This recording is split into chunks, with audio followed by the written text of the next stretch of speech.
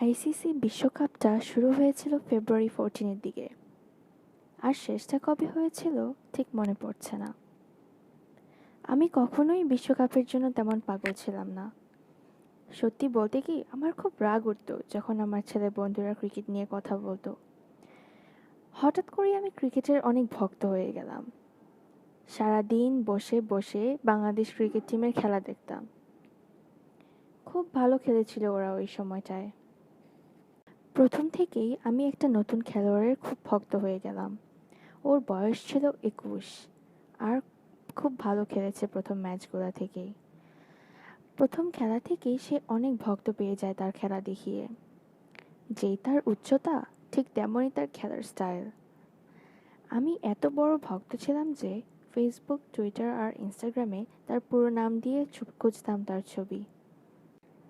একদিন আমি হ্যাশট্যাগ দিয়ে তাকে খোঁজার চেষ্টা করলাম। 10টার কম ছবি এসে গেল ইনস্টাগ্রামে। একটা ছবি দেখলাম যেটা পোস্ট করেছিল আজলান। আমি দেখি আজলানের ছবিতে কমেন্ট করলাম, oh my God Taskin, why can't I just marry him. সাথে সাথে আজলান কমেন্ট করলো, why can't I just be him. আমি হাহা লিখে আজলানকে ফলো করলাম ইনস্টাগ্রামে। ও সাথে সাথে ফলো ব্যাক করলো। ও যদি ফলো ব্যাক না করতো তাহলে আজকে এই গল্পটি বলা হতো না। আমি ওর প্রোফাইলটা অত গভীরভাবে দেখিনি।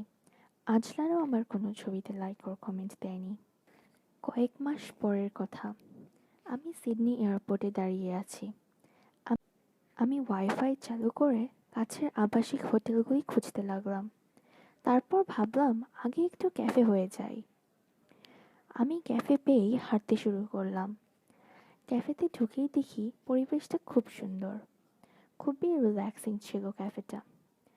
আমি ডান পাশে তাকাতেই দেখতে পেলাম আজলান বসে আছে। আমি কাছে এগিয়ে গেলাম।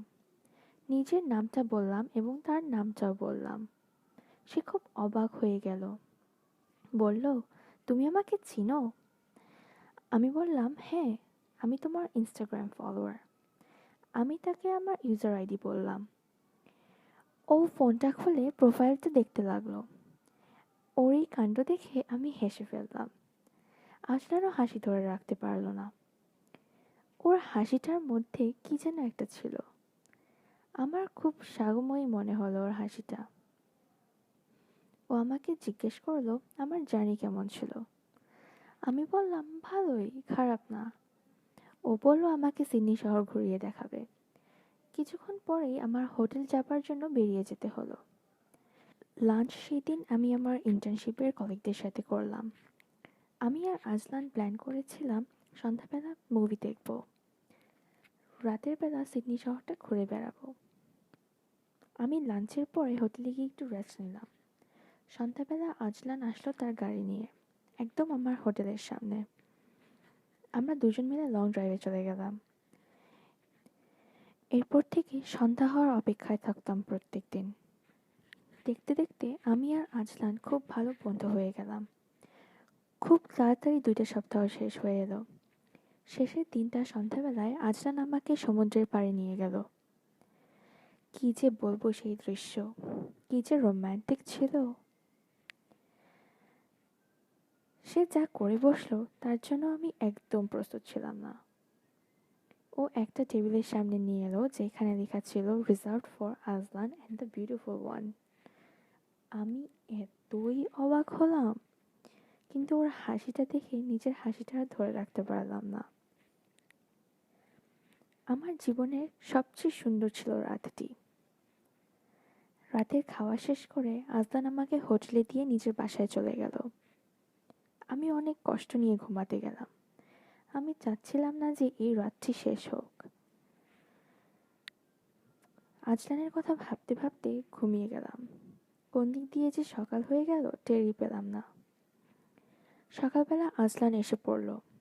হোটেল থেকে আমাকে নিয়ে সোজা রওনা হলো। গাড়ি চলছিল, কিন্তু আমি চাচ্ছিলাম গাড়িটা যেন না চলুক। আমি চাচ্ছিলাম গাড়িটা নষ্ট হয়ে যাক, অথবা কিছু একটা হোক যাতে আমাদের এয়ারপোর্টে যাওয়া না লাগে। আমি অজুহাত খুঁজছিলাম খুব বেশি, কিন্তু এয়ারপোর্টে পৌঁছেই গেলাম। আমি অনেক কষ্টে চোখের পানি ধরে রাখে আজরানকে বাই বলে দিলাম। যখন আমি আমার শহরে ফেরত এলাম তখন নিজেকে খুব একা মনে হচ্ছিল। আমি আজলানকে ফোন কল আর ইমেল করেছিলাম, কিন্তু কোনো রেসপন্স পাইনি। এইভাবেই চলে যাচ্ছিল দিনগুলি। 3টি বছর দেখতে দেখতে পার হয়ে গেল।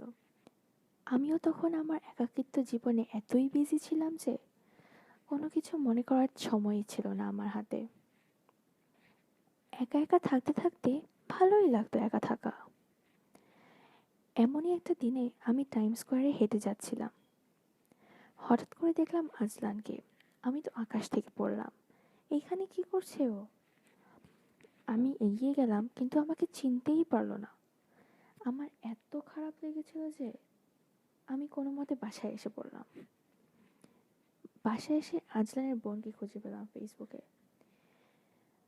আমার যে তখন কেমন লাগছিল আমি বলে বোঝাতে পারবো না। মনে হচ্ছিল পুরো দুনিয়াটা ভেঙে আসছে। বেশিক্ষণ লাগলো না আজলানের বোনকে খুঁজে পেতে। আজলানের বোনকে আমি সরাসরি জিজ্ঞাসা করলাম আজলানের ব্যাপারে। প্রথমে একটু ইতস্তত করলেও পরে যেই কথাটা বলল সেটা শোনার জন্য আমি প্রস্তুত ছিলাম না। আজলান ওর স্মৃতিশক্তি হারিয়ে ফেলেছে। আমার এত খারাপ লাগলো যে আমি আর চোখের পানি ধরে রাখতে পারলাম না। আমি ভেবে পাচ্ছিলাম না কিভাবে কি করব। আমি জানতে পারলাম আজলান এখানে এসেছে ট্রিটমেন্ট করার জন্য। আমি আজলানের কন্ট্যাক্ট নাম্বারটা নিলাম, কিন্তু কোনো মতেই ভেবে পেলাম না কিভাবে নিজের পরিচয় করিয়ে দিব। কিভাবে ওকে বলবো যে ওর জীবনটা 3টা বছর এগিয়ে গিয়েছে। কিভাবে ওর সামনে দাঁড়াবো কিছু ভেবে পাচ্ছিলাম না। একটু চিন্তাও হচ্ছিল ওর মেন্টাল কন্ডিশনের ব্যাপারটা চিন্তা করে। কান্নাটা এবার একদমই ধরে রাখতে পারলাম না। এইবার ধরে রাখতে চেলামও না আসলে। এবার কেঁদেই ফেললাম। হঠাৎ করে আমার অ্যালার্মটা বেজে উঠল। ঘড়ির দিকে তাকিয়ে তো আমি অবাক।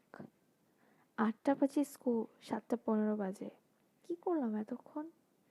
ভাবতে ভাবতে এতটা সময় চলে গেল। তোমরা এখনই মনে হয় রাগ করে ভিডিওটা অফ করে দিবে, কিন্তু শোনো পরে কি হয়েছে বলি। জুলাইয়ের কথা। এটা কিন্তু আমি ড্রেড্রিম করছি না।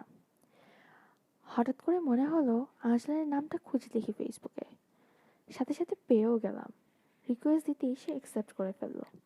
সব কিছু এত তাড়াতাড়ি হচ্ছিল, মনে হলো যেন ডে ড্রিমটা সত্যি না হয়ে যায়।